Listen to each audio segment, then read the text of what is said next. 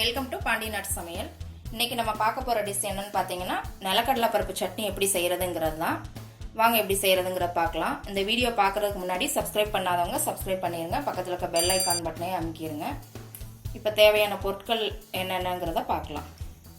வறுத்த நிலக்கடலை பருப்பு எடுத்துருக்குறேங்க நான். அதை ஒரு பேனில் லேசாக ஹீட் பண்ணிவிட்டு தோல் எடுத்தீங்கன்னா ஈஸியாக வந்துடும். துருவின தேங்காய், கடுகு, உளுத்தம்பருப்பு, தேவையான அளவு உப்பு, சின்ன வெங்காயம் ஒரு 10லேருந்து 12 வெங்காயம் எடுத்துருக்குறேன், 4 பல் பூண்டு, 6 வரமிளகா, புளி கொஞ்சம், தக்காளி ஒரு தக்காளி, கருவேப்பிலை. அவ்வளோதான். இப்போ எப்படி செய்யலாங்கிறத பார்க்கலாம். இப்போ ஒரு கடாயில் ஒரு 2 ஸ்பூன் எண்ணெய் விட்டுக்கோங்க. அதில் வரமிளகா, புளி இதை போட்டு லேசாக வறுத்துக்கோங்க.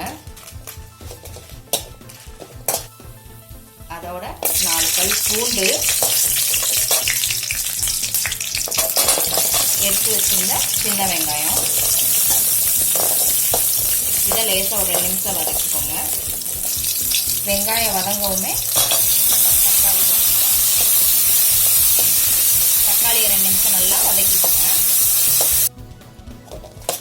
பாருங்க, தக்காளி நல்லா வதங்கிருச்சு. இறக்கும் போது இந்த தேங்காயை போட்டு லேசாக ஒரு வதக்கிட்டு அப்படியே ஆஃப் பண்ணிடணும் கேஸை.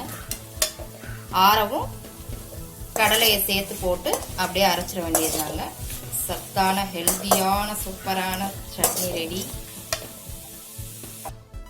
பாருங்க, எல்லாத்தையும் இதில் மிக்ஸி ஜாரில் போட்டாச்சு. வதக்குனது அந்த நிலக்கடலை போட்டு இப்போ அரைச்சி எடுத்துக்கலாம். பாருங்க, சூப்பராக அரைச்சாச்சு. இப்போ தாளிச்சிடலாம். இப்போ இதில் 2 ஸ்பூன் எண்ணெய் விட்டுக்கோங்க தாளிக்கிறதுக்கு.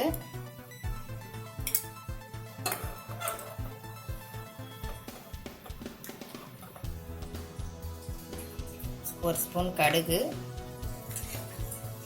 1 ஸ்பூன் உளுந்தம்பருப்பு,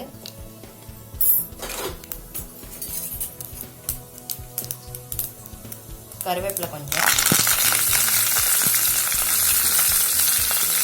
ஒரு வரமிளகாய் போட்டுக்கோங்க, நல்லாயிருக்கும்.